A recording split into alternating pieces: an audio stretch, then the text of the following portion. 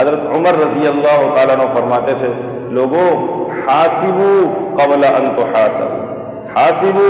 قبل ان تحاسبو، اپنا حساب و کتاب کرتے رہو،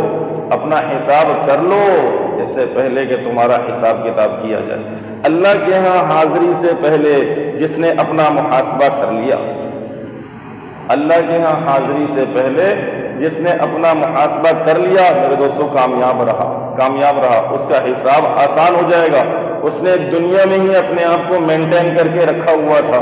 اس کا جو پیپر تھا اس نے پہلے ہی تیار کیا ہوا تھا، اس کی نیکیاں اس کے گناہ سے ایک درجہ اوپر تھی، کامیاب ہو گیا۔ اور اگر ایسا نہیں کرو گے، دنیا کے اندر ایسے تیسے زندگی گزار دی،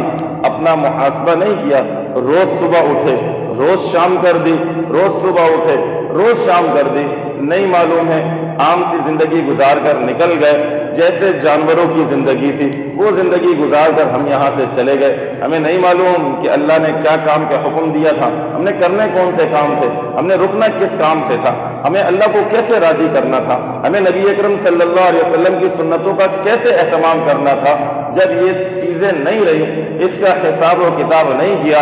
اب کب اللہ پوچھیں گے کل، پھر اسے معلوم چل جائے گا، اس وقت تمنا کرے گا، ہائے کاش کہ دنیا کے اندر اپنا محاسبہ کیا ہوتا تو آج میرا معاملہ بڑا آسان ہوتا۔ تو عمر رضی اللہ تعالیٰ عنہ یہ فرماتے تھے، حاسبو قبل ان تحاسبو، اپنا محاسبہ ہو میرے دوستو، اپنا محاسبہ، جو اپنا محاسبہ کر لے گا کامیاب ہو جائے گا۔